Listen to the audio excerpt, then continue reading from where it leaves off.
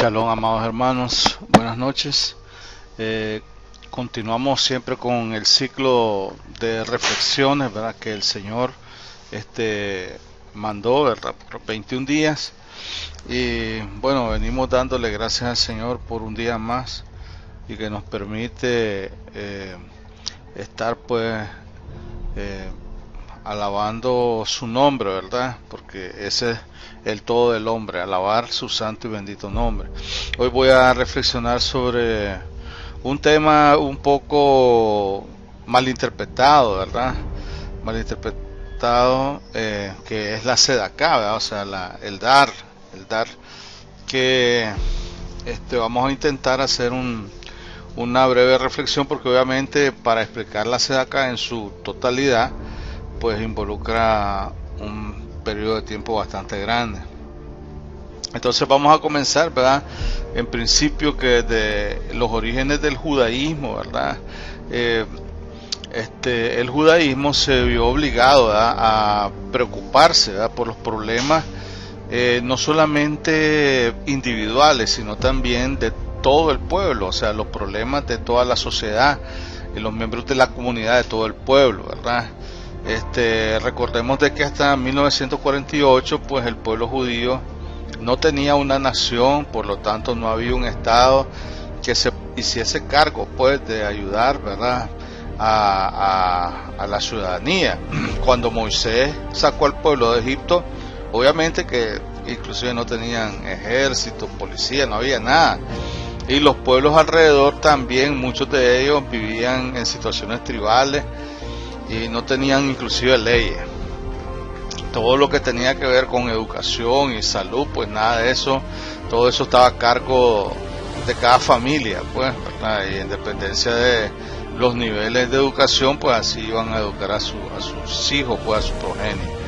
De ahí de que de esos tiempos de Moisés, ¿verdad?, se sistematizó la necesidad de reflexionar sobre el apoyo, pues, social hacia esos grupos de vulnerables, ¿verdad?, que existían ante la ausencia obviamente del Estado, ¿verdad?, ante la ausencia de reyes, ante la ausencia pues obviamente de los sistemas de gobierno que se usaban en esa época, porque si recordamos pues hace 3500 años pues no habían sistemas democráticos, ¿verdad?, y los estados pues no estaban tan desarrollados como ahora. En esa época obviamente que eran sistemas esclavistas los que habían, ¿verdad?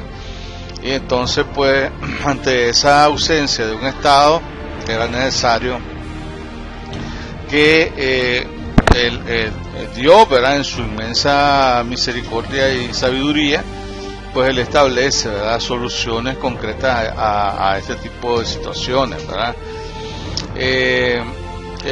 Cabe destacar, ¿verdad?, que el judaísmo, en la creación, ¿verdad?, de Dios, de su Torá, le da una cosmovisión única, ¿verdad?, al pueblo judío, ¿verdad?, ya que el egoísmo, la avaricia y la idolatría, ¿verdad?, eran amenazas para el pueblo, y obviamente que Dios, ¿verdad?, con su inmensa sabiduría y conociendo la naturaleza humana, ¿verdad?, se le obliga a cada ser humano a tener la obligación moral de cumplir la ley, de obedecer la ley, porque al obedecer la ley, pues obviamente que la comunidad judía, ¿verdad?, iba a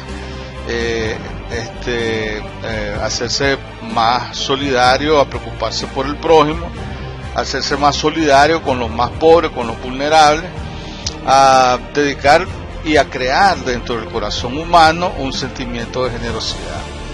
Esa es prácticamente la idea de la Torá, ¿verdad?, en ese sentido.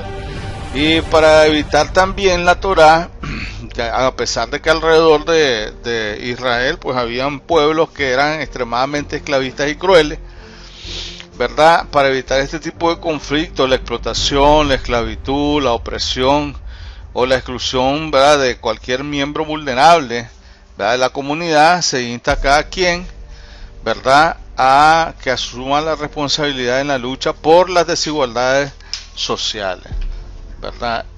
Hay que destacar en este sentido de que supongo yo que producto de las invasiones sistemáticas de otros pueblos a Israel, la misma destrucción del templo, la primera destrucción del templo, luego la diáspora judía, ¿verdad?, del reino del norte, y luego la diáspora del reino del sur, y la mezcla del pueblo judío con otros pueblos, pues eso vino haciendo de que las personas, ¿verdad?, la comunidad, obviamente se olvidara, ¿verdad?, y sobre todo el liderazgo religioso, se olvidara de su misión, ¿verdad?, inicial cuando fueron sacados de Egipto.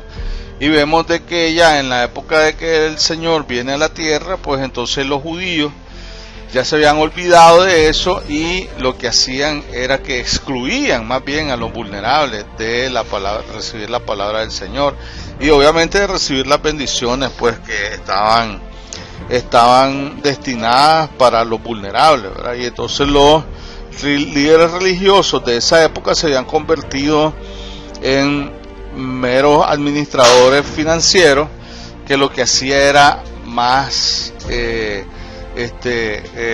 lucrarse, ¿verdad?, de la palabra del Señor, ¿verdad?, en esa época. Entonces, los mandamientos que el Señor imprime en la Torá, ¿verdad?, hacen que el judaísmo, ¿verdad?, evite el caos en una sociedad, o al menos eso intenta, en una sociedad, ¿verdad?, que está propensa a degradarse, ¿verdad?, en caso de que los débiles, ¿verdad?, se vean excluidos, y ellos utilicen algún sistema de violencia para intentar, ¿verdad?, adquirir un tipo de igualdad, ¿verdad? Entonces eso es lo que sucede. Como señala, ¿verdad?, los tratados talmúdicos, ¿verdad?, el Talmud babilónico, Baba Batra 9. Entonces, estos mandamientos, ¿verdad?, dan importancia a esto. Hacerse de acá, ¿verdad?, consiste, ¿verdad?, en la exigencia moral, una exigencia moral para el individuo, ¿verdad?, para reparar la injusticia, ayudando al pobre, pero con un sentimiento genuino de generosidad, y que nace del corazón, obviamente, y con responsabilidad también, con una responsabilidad, y la responsabilidad es producto de haber aclarado su mente, es producto de saber de que esa caridad, esa bondad que está dando, ¿verdad?, con esa generosidad que está produciendo el ser humano, ¿verdad?, lo que hace realmente es hacer que lo que Dios te da lo puedas compartir con aquellos que son necesitados, ¿verdad? Hacerse de acá por esa razón es un tipo de justicia del corazón. Y hay que ver una cosa, que el hacerse de acá, ¿verdad?, a pesar de que es justicia, también es una forma de que el ser humano que hace la caridad, que el ser humano que hace la entrega, ¿verdad?, que comparte la riqueza, es el más beneficiado en esta relación biunívoca, ¿verdad?, de dar y recibir. Realmente el que da al pobre realmente se beneficia más que el pobre, porque el pobre se beneficia con la dádiva material, pero el que da se beneficia con una dádiva espiritual, que es un tesoro que él está haciendo en el mundo venidero, es un tesoro que hace en los cielos, como bien lo dice el Señor, hace tesoros en los cielos, y eso es lo que hace la sedacá en el ser humano, ¿verdad? Cuando ayudamos al pobre sin ganas, por obligación, ¿verdad?, a regañadientes, esto equivale a un grado bajo de generosidad, mientras que cuando ayudamos al pobre a ayudarse a sí mismo, equivale a un grado más alto de generosidad. Para el creyente en el Señor, en el Dios de Abraham, de Isaac y de Jacob, ¿verdad?, es importante este sentimiento que acompaña a la acción, ¿verdad?, ya que concibe, ¿verdad?, que cada sujeto imita una acción desinteresada, ¿verdad?, una bondad desinteresada, que es la misma bondad que Dios hace con nosotros, ¿verdad? Y detrás de esa bondad se esconde un amor infinito de Dios hacia el hombre. Y entonces de esa forma nosotros, al limitar, ¿verdad?, esa condición del Señor, entonces también nosotros demostramos amor hacia nuestros semejantes. Entonces el darse de acá no es simplemente darlo por una acción de que vas a recibir un tesoro en el cielo, sino que demuestra también ese acto de amor que está escondido ahí en la sedacá, en la generosidad, ¿verdad? Entonces, para el creyente, la compasión y la justicia son valores fundamentales de vida. O sea, son planes de vida, son estilos de vida que todo creyente debe tener: compasión y justicia. La compasión es un sentimiento que nos hace salir de nosotros mismos para ir al encuentro de la persona que necesita, del necesitado, ¿verdad? Es un sentimiento, es una emoción que sentimos frente a la vulnerabilidad del débil, ¿verdad? Es un sentimiento y una emoción que te embarga cuando miras la necesidad de alguien y que te acompaña en una acción, ¿verdad?, para ayudar a esa persona, y de esa forma reparamos la injusticia, ¿verdad?, que la vida, la injusticia que la sociedad podría ser, esté haciendo en aquel individuo. Esa compasión que estás sintiendo es una forma de amor, ¿verdad? Es un amor que nos posibilita, ¿verdad?, ayudar a la realidad del necesitado, ¿verdad? Y desde ese momento comenzamos a mirar, ¿verdad?, cara a cara el amor de Dios también hacia nosotros, porque en la medida en que nosotros amamos a otros, en esa medida Dios te va a amar también.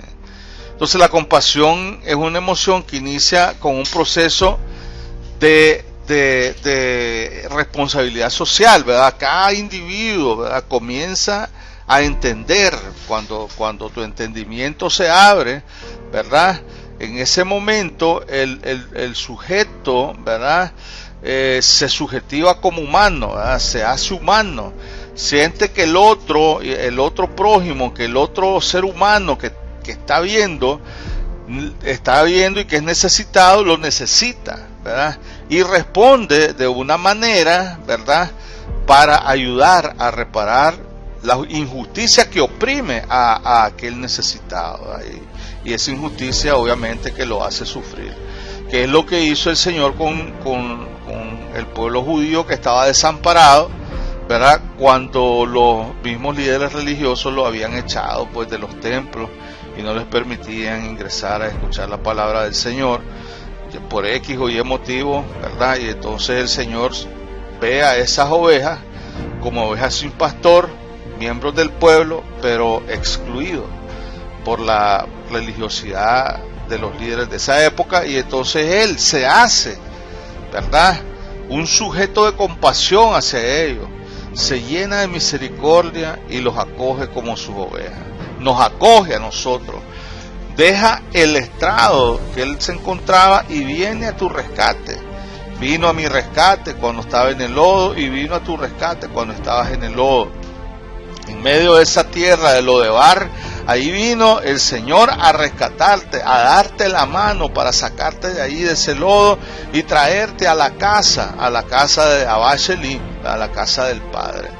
Ese sentimiento de compasión, ¿verdad?, frente al sufrimiento que cada humano siente, ¿verdad?, por X o Y prueba que esté atravesando, ¿verdad?, también hace consciente a nuestra alma de nuestra propia vulnerabilidad que tenemos, porque también nosotros somos sujetos vulnerables, también nosotros dependemos, ¿verdad?, de la ayuda del Eterno, ¿verdad? Descubrimos así que también necesitamos de Dios y que también necesitamos en algún momento de algún ser humano también, porque nosotros en cualquier momento podemos caer en una prueba. Somos humanos, ¿verdad?, somos imperfectos y necesitamos ayuda a la par de lo cual nosotros ayudamos a otros.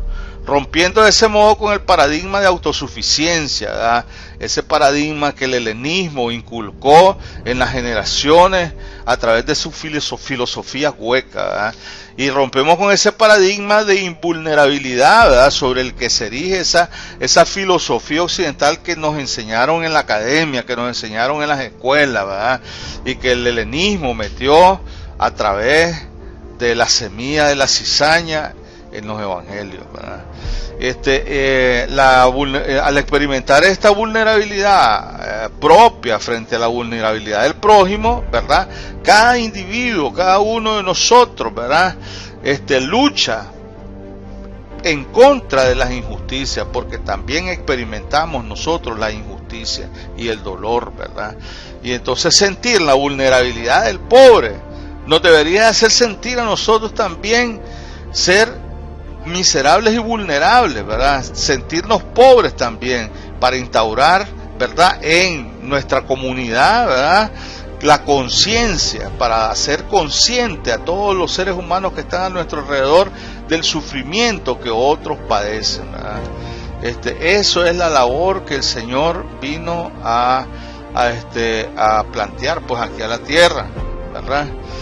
El creyente tiene que neutralizar toda manifestación de egoísmo en cada uno de nosotros, respetar obviamente las autoridades, respetar obviamente todo lo que ocurre, todo lo que abstenernos de la idolatría, respetar la ley del Señor, ¿verdad?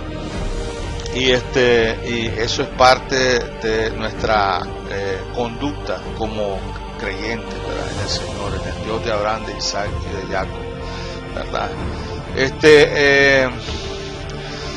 Al hacer bien a otras personas, ¿verdad? De hecho, gracias a eso, la justicia se convierte en el ideal del ser humano y debe convertirse en el ideal nuestro, ¿verdad? La sedaká, ¿verdad?, consiste en vivir conforme a la ley de Dios, no porque ésta lo indique, sino porque es fundamental para reparar y transformar el mundo, para reparar y transformar nuestro entorno. La sedaká es uno de los más importantes mandamientos de la Torá, ¿verdad?, que exige, fíjense, ayudar al necesitado. Que en la palabra, en el texto bíblico, se transforma el necesitado, tiene rostro. Y el rostro es la viuda, el huérfano, el extranjero, el pobre, el vulnerable, el enfermo, el desvalido. Ese es el rostro del necesitado, ¿verdad? Y esta sedaká se combina con la justicia y el amor. El amor, ¿verdad?, como amor o como justicia, siendo ambos intercambiables. Así, nosotros, ¿verdad?, vamos a experimentar como, ¿cómo se llama?, como creyentes, ¿verdad?, lo que dijo Rabbi Hama, ¿verdad?, hijo de Rabbi Hanina, que dice: ¿por qué razón está escrito, tras el Eterno vuestro Dios marcharéis? En el Deuteronomio 13:5. Bueno, ¿acaso el hombre puede caminar detrás de algo divino, espíritu, de algo espiritual que no puede ver? Porque dice de nuevo: ¿por qué razón está escrito, tras el Eterno vuestro Dios marcharéis? ¿Acaso el hombre puede caminar? ¿Acaso no está escrito, porque el Eterno tu Dios es fuego consumidor? En realidad, ¿verdad?, lo que quiere decir caminar, ¿verdad?, es ir detrás de los atributos de santidad del Hakadosh Baruj Hu, ¿verdad? Así como lo vemos nosotros en la palabra que dice: y él viste a los desnudos, ¿verdad? Como dice, por ejemplo, lo vemos desde el Génesis, que dice: e hizo Adonai Dios para el hombre y su mujer túnicas de piel y los vistió. Así también nosotros debemos de vestir a los desnudos, así como el Hakadosh Baruj Hu dice: y visitó a los enfermos, como está escrito en Génesis 18:1, y aparecióse a él el Eterno en Elone Manre. Y también está escrito visitar a los enfermos, ¿verdad? También nosotros tenemos que consolar a los enfermos, ¿verdad? Es decir, la escritura es clara, Y nosotros debemos de estar claros también de que todo lo que la Escritura nos dice con relación a los vulnerables debemos de cumplirlo como obligación. Porque como explicaba anteriormente, te llena de tesoros en los cielos, como dice Yeshua, pero además de eso, como decíamos, ¿verdad? La caridad te salva de la muerte, como dice el Misley 10.2, dice la Sedaká te libra de la muerte, ¿verdad? Entonces es también importante saber, ¿verdad?, de que si hay una sentencia de muerte sobre las personas, la Sedaká puede ayudar a que el Eterno se compadezca y te dé más días de vida, ¿verdad? Entonces, esas son parte de las razones, hermanos, de esta reflexión, ¿verdad? Hay muchas cosas que se pueden hablar, ¿verdad? Tenemos la obligación de compartir con personas que tienen menos en este mundo. Tenemos la obligación de compartir nuestras bendiciones, ¿verdad? Dios da bendición al ser humano para probarlo, para ver si tiene esa capacidad de dar, ¿verdad? Y mientras nosotros estemos ayudando al necesitado, mientras nosotros estemos ayudando a los vulnerables, tengan la plena seguridad que vamos a poner un escudo, no solo que va a detener al saltón, al revoltón y a la oruga, no solo que va a detener, ¿verdad?, las desgracias financieras, ¿verdad?, sino que también va a detener la peste y cualquier maleficio que venga en contra de nosotros, ¿verdad? Hay una frase en la Biblia que dice, Benadnu ich kofer nafsho, uno tiene que dar para redimir su espíritu, porque el dar le da a uno, lo eleva a uno. Entonces tenemos que redimir nuestro espíritu. No es un acto solamente, la Sedaká no es un acto solamente físico, no es un acto solamente social, es un acto espiritual, ¿verdad? Esta palabra, Benadnu, es una de las palabras que se puede leer en ambos sentidos, de derecha a izquierda o de izquierda a derecha. Es lo mismo, ¿verdad?, en cualquier lado en que te pongas, ¿verdad? Puede ser el dador y el que recibe, o puede ser al revés, ¿verdad?, el que recibe o el dador, ¿verdad? Entonces el mensaje es, ¿verdad?, si quieres estar al lado de recibir, asegúrate que estés dando también. Y darle gracias a Dios, ¿verdad?, de que no necesitas que te ayuden, sino al contrario, que puedes ayudar a otros. Mientras nosotros podamos ayudar a otros, démosle gracias al Señor que podemos ayudar. Eso es importante, hacer reflexión de esto. Y no demos, ¿verdad?, de mala gana, ¿verdad? Mayor beneficio tiene quien da, no el que recibe. Recordemos eso en todo momento, que el que recibe no tiene mayor beneficio, es el que da el que tiene mayor beneficio, ¿verdad? Porque esto es espiritual. 1 Corintios 16:1 también habla, ¿verdad? El apóstol Pablo, Shaul, dice, en cuanto a la ofrenda para los santos, hacer vosotros también de la manera que ordenó en las iglesias de Gálatas. Cada primer día de la semana, cada uno de vosotros ponga parte según haya prosperado, guardándolo para que cuando yo llegue no se recojan entonces ofrendas. Aquí el apóstol Shaul, él nos está, ¿verdad?, indicando cómo era que se tenían los cristianos de esa época, daban, ¿verdad?, de su corazón para los hermanos que estaban en Jerusalén, ¿verdad? Y entonces era común entre ellos, pues, que se protegieran de esta forma. Proverbios 19:17 dice, el que da al pobre presta a Yahvé y él se lo devolverá. Fíjense bien que este texto bíblico, este proverbio, tiene dos partes. El que da al pobre, dice, presta a Yahvé y él se lo devolverá. Bendito sea el Señor, ¿verdad? Y Mateo 6:3 dice, mas cuando tú des Sedaká, no sepa tu izquierda lo que hace tu derecha, para que sea tu Sedaká en secreto, y tu Padre que ve en los secretos te recompensará en público. Y 2 de Corintios, cierro con esto, 2 de Corintios 9:6 dice, pero esto digo, el que siembra escasamente también segará escasamente, y el que siembra generosamente, generosamente también segará. Bendito sea el nombre del Señor, hermanos, y que este mensaje sea de edificación para todos nosotros, ¿verdad? Yo bendigo, ¿verdad?, y que el Señor ponga en manos, ¿verdad?, del Padre eterno y glorioso a todos los hermanos que de este grupo de Aposento Alto, tanto los de aquí de Managua como los de fuera de Managua, los departamentos, los hermanos, ¿verdad?, que nos apoyan de todos lados, para que el Señor les multiplique al 1000 por uno sus bendiciones. Ponga sobre ellos un escudo protector, y que ninguna obra de las tinieblas pueda tocarlos, a ninguno de aquellos que han dado para la obra del Señor. En mi corazón están escritos los nombres de todos mis hermanos que nos apoyan, ¿verdad? Y que sea el Señor bendiciéndolos a cada uno de ellos al 1000 por uno. En el nombre poderoso de Jesús Yeshua HaMashiach. Amén. Ve amén. Un saludo desde el aposento alto.